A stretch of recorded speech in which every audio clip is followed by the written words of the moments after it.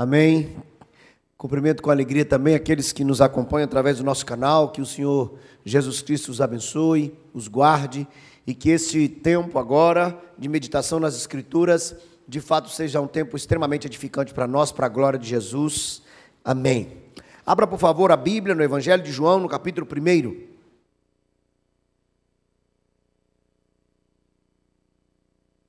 Evangelho de João, capítulo 1, eu lerei a partir do verso 35 até o final do capítulo.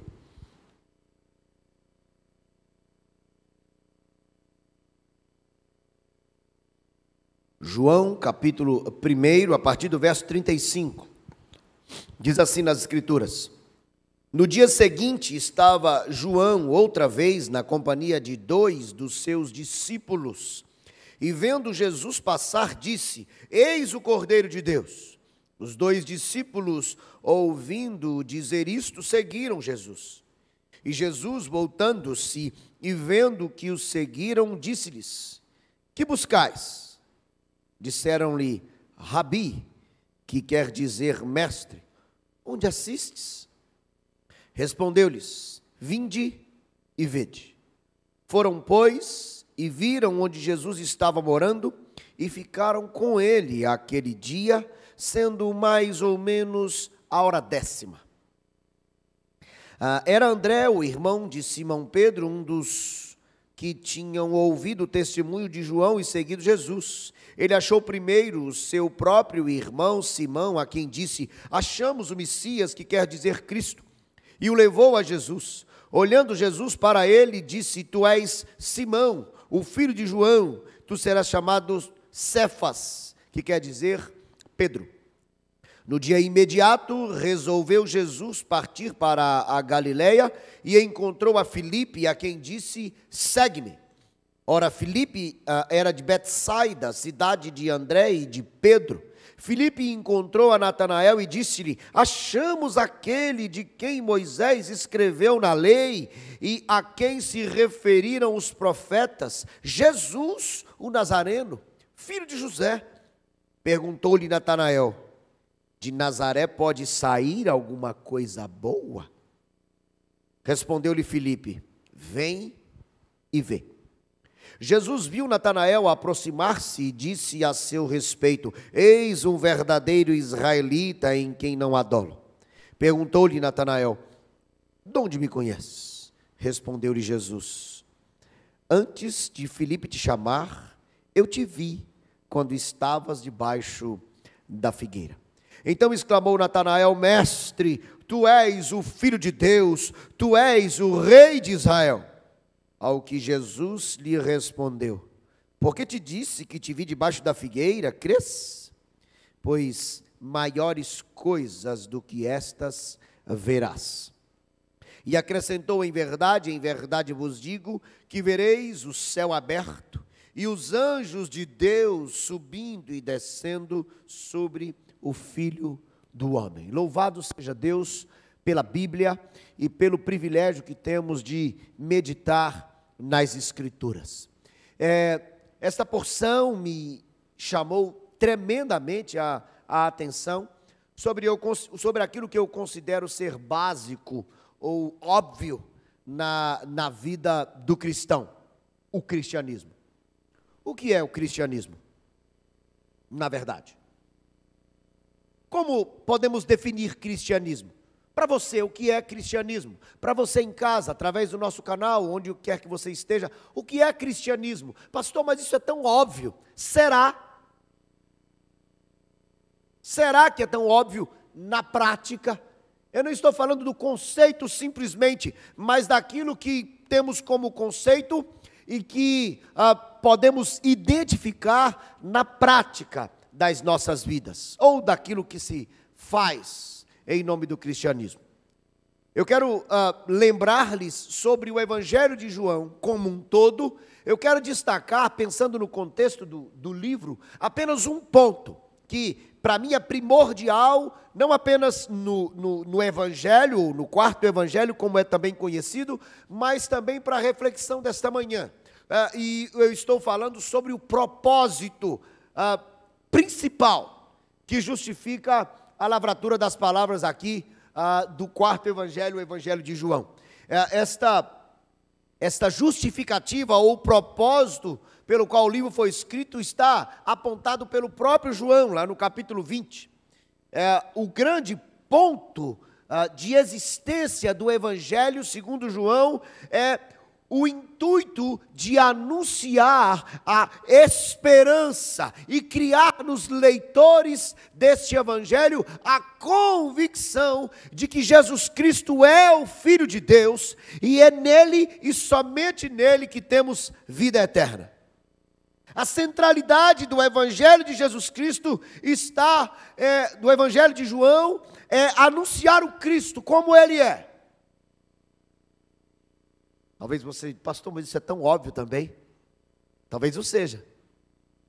Mas isso é importante para que compreendamos a Bíblia como um todo, mas em particular a reflexão da manhã de hoje. Por favor, volte os olhos para o texto aí.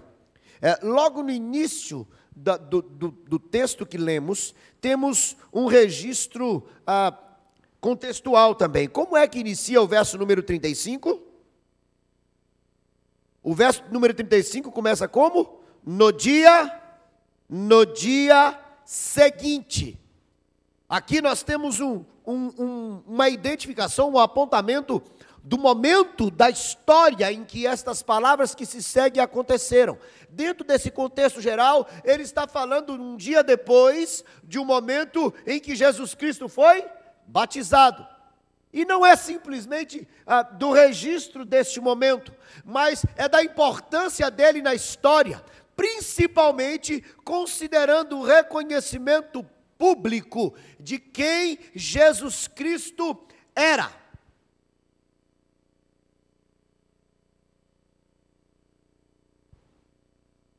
E aqui está a base do que nós definimos por cristianismo. Eu quero olhar para esse texto, olha, sinceramente, eu poderia gastar aqui muito tempo prendendo-me aos detalhes e curiosidades destes blocos que foram lidos. E até instruo vocês a que o façam. Mas não pretendo entrar em tantos detalhes porque eu quero... A minha intenção na manhã de hoje é chamar a atenção da gente sobre a grandeza do que temos diante dos nossos olhos, que é a verdade de Deus acerca do cristianismo, ou do que é cristianismo. Por favor. Estava João outra vez na companhia dos 2 discípulos, e vendo Jesus passar, disse o quê? Eis o Cordeiro de Deus. Preste atenção, para que nós possamos identificar o que é cristianismo na verdade, nós começamos, o ponto primordial para entendermos o que é o cristianismo segundo as Escrituras, é a mensagem que caracteriza o verdadeiro cristianismo. E esta é a mensagem já explicitada antes, mas agora repetida por João. O texto sagrado diz assim, que ele ao ver Jesus diz, eis o Cordeiro de Deus. O verdadeiro cristianismo tem uma única mensagem central, que é a pessoa de Jesus Cristo. Quando ele é apontado como o Cordeiro de Deus, isso nos remonta à história das Escrituras como um todo, do Gênesis ao Apocalipse. O Cordeiro, por causa da necessidade já apresentada antes de um sacrifício para a remissão de pecados. Ele, o Cristo, o perfeito, é apresentado como o enviado de Deus para a remissão dos pecados daqueles que foram chamados pelo Senhor. Esta é a mensagem do cristianismo, esta é a mensagem central. Talvez você olhe para mim agora e fale, pastor, tudo bem, eu sei disso. Mas, lamentavelmente, precisamos reconhecer que não é em cima dessa verdade que o pseudo-cristianismo tem sido pregado há muito tempo. Para identificarmos se é verdade ou não, nós olhamos primariamente para a mensagem que está sendo anunciada. Porque cristianismo não é uma mensagem de autoajuda.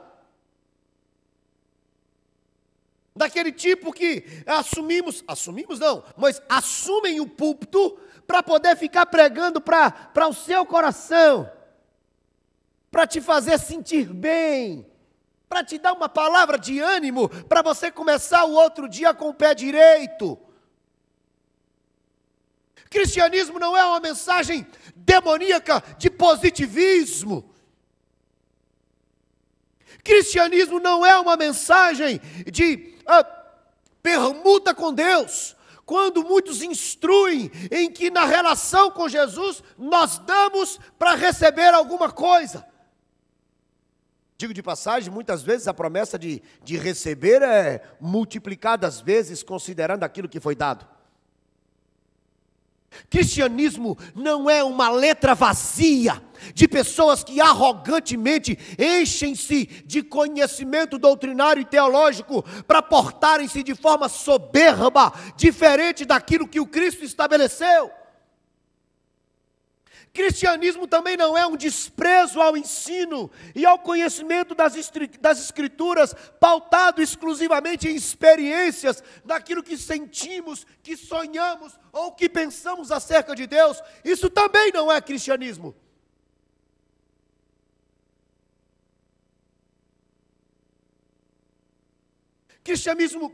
Cristianismo verdadeiro não traz para nós uma mensagem de satisfação, como aquele passar a mão acerca das coisas que estão erradas e apenas anuncia aquilo que há de esperança acerca da palavra do Senhor.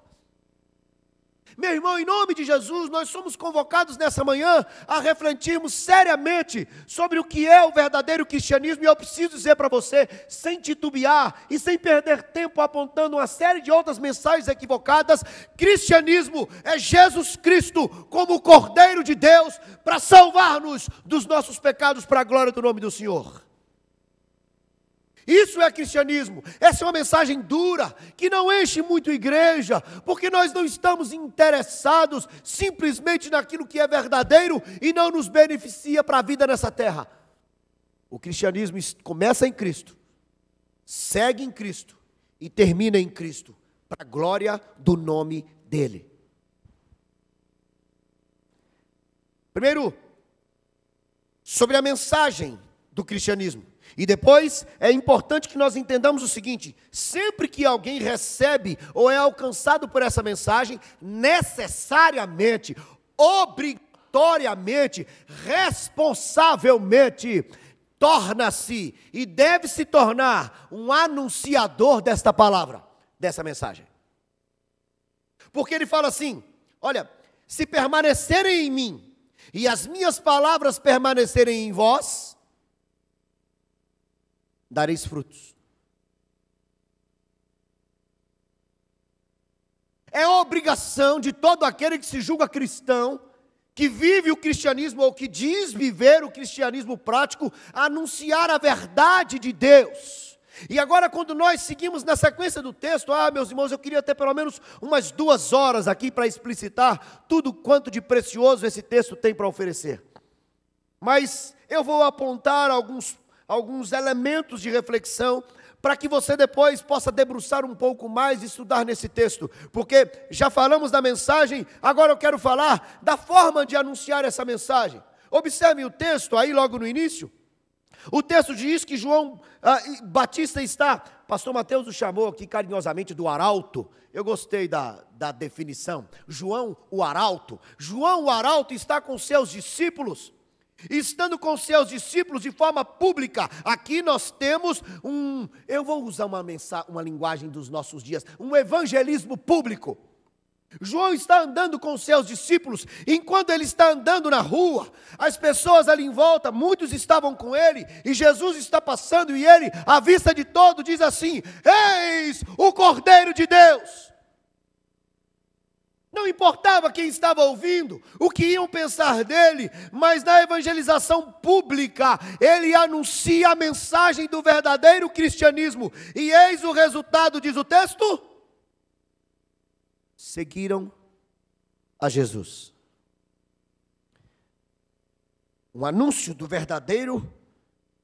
verdadeira mensagem do cristianismo, de forma pública, Pela graça de Deus, o resultado é que pessoas seguem a Jesus. Agora preste atenção, como foi que Jesus agora trata esse assunto? Preste atenção no texto, porque na sequência do texto, Jesus chega, os discípulos, pelo menos 2 dos discípulos que seguiam a João, perceba que João não tem aqui ciúme. Já viu aquele pastor que tem ciúme das ovelhas? Nossa, mas só faz isso para o pastor fulano de tal, e me esqueceu. Opa, peraí.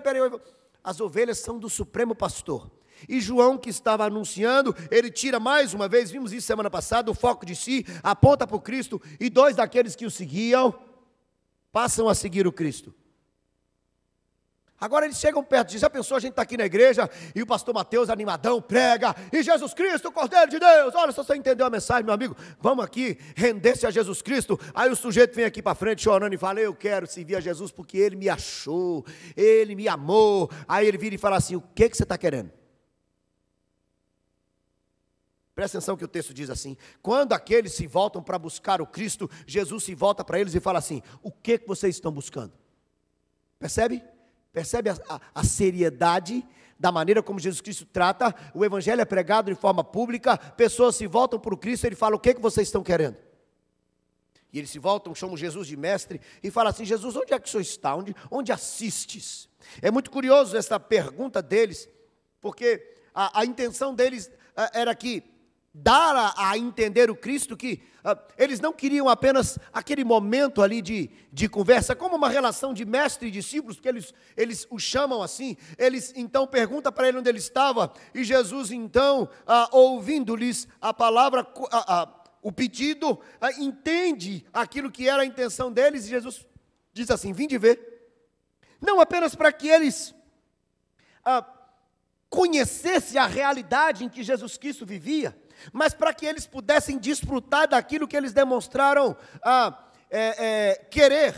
E o texto explica, presta atenção aí no texto, depois que Jesus os chama, foram, pois, e viram onde Jesus estava morando e ficaram com ele aquele dia. Já era tarde, à tarde, o dia já estava caminhando segundo o registro do tempo naqueles dias, e eles então, tendo identificado onde Jesus estava, eles sentam com Jesus e eles investem tempo no relacionamento e no aprendizado acerca de Jesus Cristo. Poderia aqui falar amplamente sobre discipulado nesse texto, mas o relógio corre contra mim. Mas eu quero chamar a sua atenção sobre a necessidade e responsabilidade do anúncio público do Evangelho de Jesus Cristo. Você certamente já viu o sujeito que vai para as redes sociais e que fala um tanto de asneira, que defende linha A, linha B, que defende filosofia X ou Y, e que fala um tanto de besteira, e você olha e fala, nossa, mas que absurdo, essa pessoa tem coragem de expressar isso desse jeito aí, na frente de todo mundo, isso não tem nada a ver com a Bíblia, mas os crentes não têm coragem de fazer algo semelhante e anunciar a plenos pulmões, não têm coragem de usar o seu famoso Instagram, Facebook, seja lá o que for que usa, para dizer para o mundo inteiro que Jesus Cristo é o Cordeiro de Deus. Comenta um tanto de coisa, põe foto de ostentação, faz brincadeira, faz piada, mas não usa a mensagem, os recursos que tem para publicamente anunciar Jesus Cristo. O verdadeiro cristão, que vive o verdadeiro cristianismo, anuncia publicamente que Ele é o Cordeiro de Deus. Fica-nos uma reflexão, não é acusação, é oportunidade de reflexão pessoal. Porque você sabe qual foi a última vez que você usou a sua rede social para falar que Jesus Cristo é o Cordeiro de Deus. Só uma curiosidade, quem se lembra da última vez que fez isso? Quem se lembra? Deixa eu saber assim com a mão. Que legal, se lembrar não significa que foi feito ontem. Mas que bom que nos lembramos. Não podemos seguir o curso do mundo. O mundo vive em função de si mesmo, de ter, de aparecer, de conquistar. Aqueles que são do cristianismo verdadeiro, não. Preciso correr. Falei de evangelismo público, eu vou falar agora de evangelismo pessoal. Por favor, volte os olhos para o texto sagrado. Versículo 40 diz o que, gente? Por favor, me ajudem.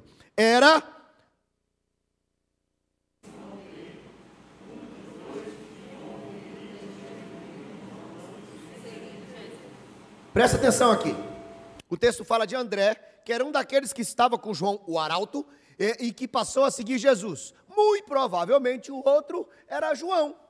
Só que há controvérsia sobre isso, embora o entendimento é esse. Mas o ponto que eu quero destacar é o seguinte: ele, quem é ele? André. Ele achou primeiro, quem, gente? Quem, gente? Lê o texto, pelo amor de Deus. O seu próprio irmão Simão, a quem disse o quê? Achamos o Messias, que é o Cristo. Preste muita atenção aqui. André, quando foi alcançado pela mensagem do Senhor, teve um encontro verdadeiro com Cristo, teve sua vida transformada pelo Cristo, ele imediatamente foi procurar para passar essa mensagem para frente, e ele de forma pessoal procurou quem? O seu irmão. Presta atenção que João, ao receber essa mensagem, o texto diz que ele achou, ele foi em busca de encontrar o seu irmão Pedro, e ele anuncia para ele: achamos o Messias. Messias é hebraico e Cristo é grego, mas a mensagem é a mesma. Qual é a mensagem? Ungido de Deus. Quando ele recebe a mensagem verdadeira do cristianismo, ele não apenas tem sua vida transformada, mas ele cumpre a responsabilidade de sair para anunciar essa mensagem. E onde essa mensagem começa a ser anunciada? Na própria casa, na família. Espera aí que eu vou falar disso. Como foi que Jesus tratou isso? Se você olhar para o texto, olha aí por favor. Quando Jesus, olhando Jesus para ele, diz: tu és Simão, o filho de João.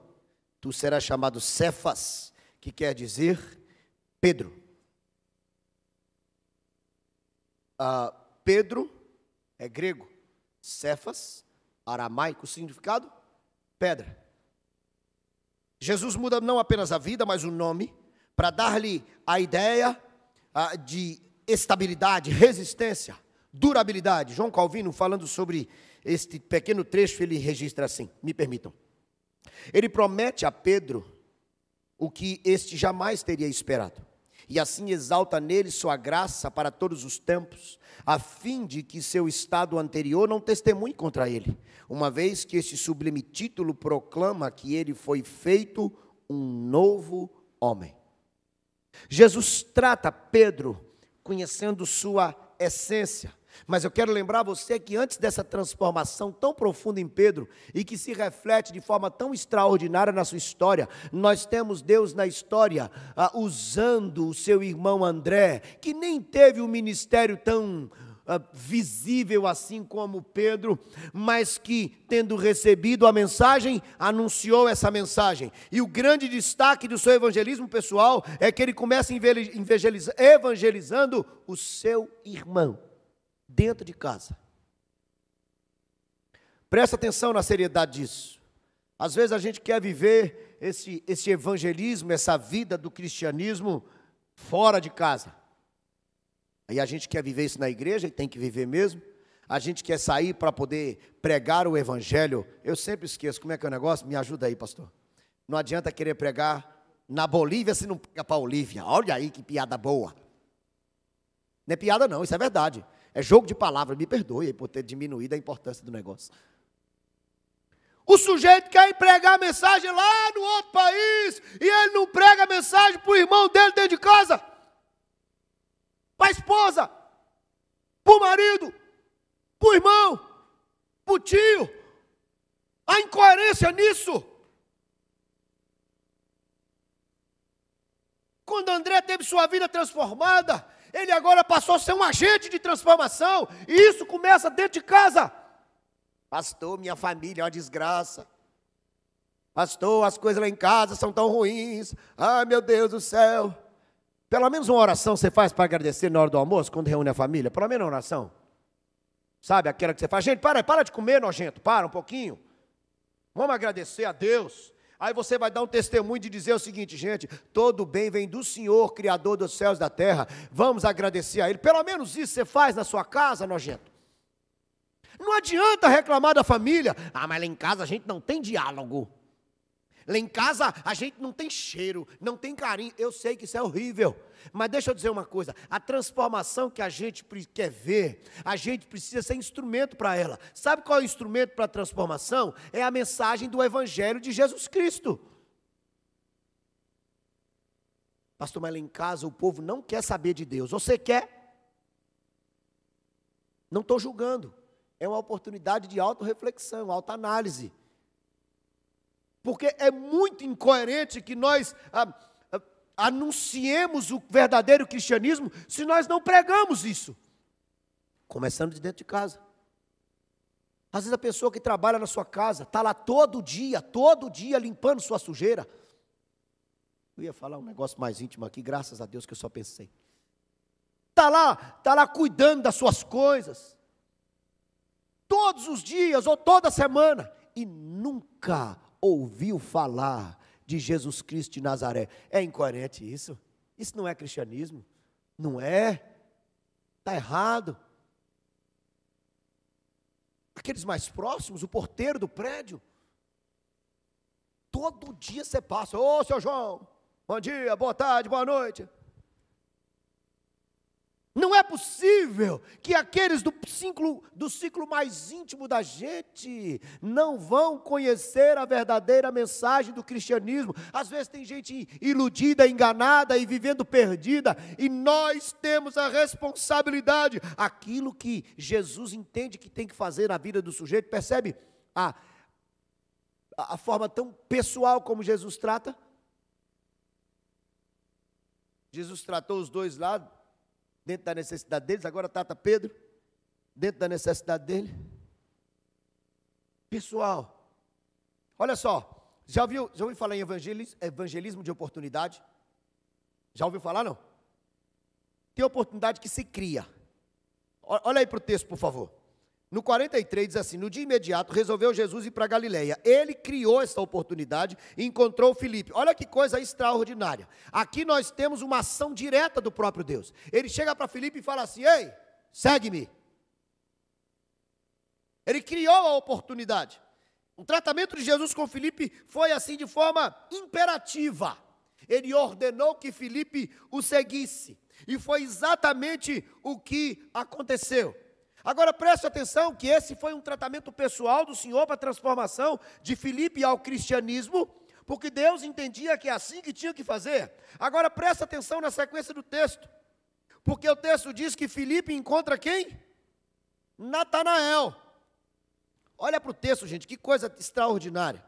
Só essa parte aí a gente ia aqui conversar sobre muita coisa. Depois vocês procuram o pastor Mateus, que ele vai explicar tudo para vocês. Filipe encontrou Natanael e disse o seguinte: olha aí.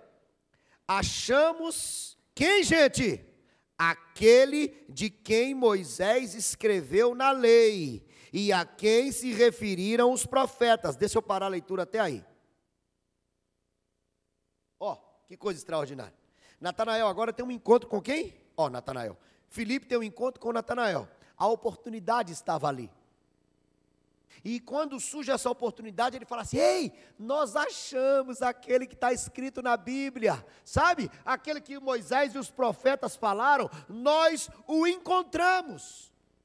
Antes de chegar na particularidade do texto, eu quero chamar a sua atenção que uma oportunidade surge diante desse homem, agora transformado, alcançado pela mensagem, e ele não titubeou, ele abriu os seus lábios e disse: nós achamos aquele de quem a Bíblia já havia falado. A oportunidade surge e ele aproveita a oportunidade. Quantas oportunidades perdemos? Hein? Quantas? Quantas você perdeu ontem? Ou eu perdi? De um contato na rua? No supermercado? Numa mensagem: pastor, eu não estou saindo de casa. Mas aí de repente você está num grupo que o sujeito falou uma besteira, ou falou uma necessidade, se olhou e falou: eita, ele precisa de Jesus. Depois eu falo.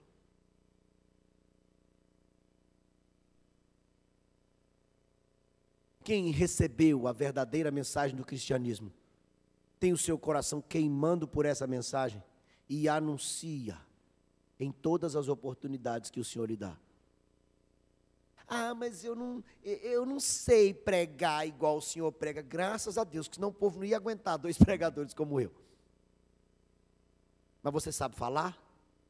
Já sabe. Mas eu não sei abrir a Bíblia para contar. Você sabe dizer o que Jesus fez na sua vida? Ah, isso você deve saber. Olha, fulano, eu vou te dizer uma coisa. Eu vivi assim, vazio como você. Mas deixa eu te dizer, eu ouvi falar de Jesus Cristo de Nazaré. Ele mudou minha vida e Ele pode mudar a sua. Deixa eu te contar um pouquinho disso aqui. Colega de trabalho? Da escola? Da universidade? Quem conhece o verdadeiro cristianismo, prega o verdadeiro cristianismo. Agora, olha só que coisa curiosa, porque se você prestou atenção, Filipe é um homem, passou a ser um fervoroso anunciador do evangelho, mas era um neófito. Conhecia pouco. Olha a sequência do texto, ele fala assim: Jesus o Nazareno, viu como é que ele chamou Jesus? Jesus, o Nazareno, era de Belém. O filho de José era o suposto filho de José. Ele tinha um conhecimento aprofundado para poder já anunciar essas coisas? Não. Cheio de boa intenção. Primeira parte foi ótima, a segunda foi meio estranha. Natanael, também conhecendo pouco ainda, induzido até pelo equívoco do seu evangelizador, ele faz uma pergunta bastante ignorante, e ele vira e fala assim: de Nazaré pode vir alguma coisa boa? Claro que existia um contexto social de desprezo à região, mas se ele conhecesse um pouquinho da verdade sobre o Cristo, ou um pouco mais aprofundado, ele sabia que sua pergunta não tinha qualquer procedimento. Como é que Jesus tratou com esse aí? Como foi que Jesus tratou com esse? Você já percebeu o texto? Aí o texto vai ensinar para a gente assim, olha aí. Antes disso, quando Natanael faz essa pergunta para Filipe, Filipe fica todo desconcertado, Filipe não tinha resposta para dar. Filipe vira e fala assim: vamos lá para você ver. Entendeu, não? Vamos lá para você ver. Aí ele leva até Jesus. Aí quando ele chega em Jesus, olha aí, presta atenção no texto. Jesus viu Natanael aproximar-se e disse assim: olha aí, esse é um verdadeiro israelita, em quem não há dolo. Jesus, apesar da postura de Natanael, Jesus conhece-lhe o coração, e Jesus trata aqui um conceito equivocado de quem era de fato servo do Senhor, que fazia parte do povo de Deus. Ele está falando de gente que estava se rendendo efetivamente ao Senhor, e que não estava confiado nas leis, na raiz ou na história. Aí Natanael, peraí, você me conhece? Olha aqui que extraordinário, tratamento pessoal de Jesus, ó. Você percebe que a nossa responsabilidade vai em anunciar o tratamento pessoal, quem vai dar? Jesus. Jesus chega para Natanael e fala assim: Natanael, eu te vi quando você estava debaixo da figueira. Epa! Tinha câmera lá, é? Tinha alguém me vigiando, é? Natanael fica surpreso, óbvio, Jesus Cristo faz uso do seu sobrenatural, do seu poder divino para não apenas mostrar a Natanael que ele era o Cristo, mas também para que ele compreendesse a profundidade da experiência e da vivência que ele estava por ter, ou estava tendo. E o texto diz que quando Natanael escuta isso, que ele foi visto por Jesus antes dele ver Jesus, olha que profundidade teológica temos aqui, hein? O Senhor ouviu primeiro. Aí Natanael fala assim: mestre, tu és o Filho de Deus, tu és o Rei de Israel. E ele então fala: para tudo. Ó, é esse daqui, não há outro. Esse é o esperado, esse aqui é o Rei sobre tudo e sobre todos. É ele, o Jesus. Ele faz uma confissão de fé. Mas Jesus é Jesus, né, gente? Jesus chega para ele e fala assim: ei, você está todo animadinho aí porque eu te vi debaixo da figueira? Eu preciso te dizer que você vai ver coisas muito mais profundas que isso. A obra do Cristo que ele veria, seus milagres, sua ação na história, sua morte e ressurreição. Jesus fala, tem coisas muito mais profundas que atestam quem eu sou. E ele fala, olha aí na sequência do texto, ele diz assim, olha, Ao que Jesus respondeu: porque te disse que te vi debaixo da figueira, crês, pois maiores coisas do que estas verás. E acrescentou: em verdade vos digo, que vereis o céu aberto, e os anjos de Deus subindo e descendo sobre o Filho do Homem. Aqui concordam os autores que Jesus faz alusão à escada mostrada ao patriarca Jacó, que aponta exatamente para essa mediação entre os céus e a terra, a saber, Jesus Cristo de Nazaré. E ele então apresenta-se, definindo-se como Filho do Homem, mostrando a sua humildade, não apenas a sua humildade, mas também a sua humilhação, o seu estado de humilhação, apresentando a sua humanidade, embora também fosse Deus. Aqui Cristo chama a atenção de Natanael para as verdades acerca de quem ele era. Ele trata aquele coração ainda ignorante, sincero, mas ignorante, sincero, mas ainda sem conhecimento profundo, e abre-lhe os olhos para que, muito mais do que as coisas espetaculares que enchem os olhos de qualquer ser humano, as coisas espirituais profundíssimas são aquelas que de fato marcam e mudam a vida da gente. Temos um cristianismo sendo visto e identificado pelo conteúdo da mensagem, e o conteúdo da mensagem do verdadeiro cristianismo é o Cristo. E consequente responsabilidade está sobre aqueles que foram alcançados por essa mensagem, seja anunciando de forma pública, pessoal, oportuna, seja da maneira que for. Jesus trata de forma pessoal com aqueles que são chamados, mas a sua igreja, aos cristãos, aqueles que levam o nome do Cristo, está a responsabilidade de anunciar a verdadeira mensagem, para que o nome do Senhor seja glorificado no alcance dos eleitos e o cumprimento do propósito de Deus se estabeleça em nome de Jesus. Quem aqui é um verdadeiro cristão? Você, no nosso canal, é um cristão?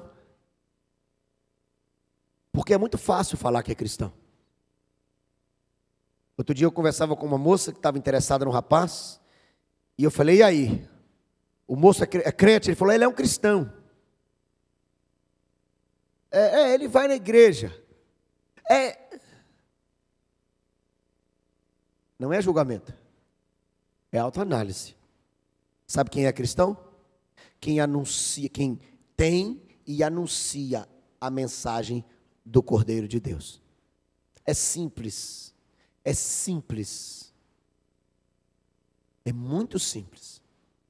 Mas é a única verdade. Cabe-nos na manhã de hoje uma parada para reflexão sobre nós enquanto cristãos. Se nós não estamos anunciando a verdadeira e única mensagem do cristianismo, talvez caiba uma séria reflexão. Podemos ser simpatizantes, amigos, interessados, mas cristão é somente aquele que foi alcançado pelo Cristo e que prega a mensagem do Cristo para a salvação daqueles que foram chamados pelo Senhor. Nós vamos orar neste momento. Vamos agradecer a Deus por Cristo.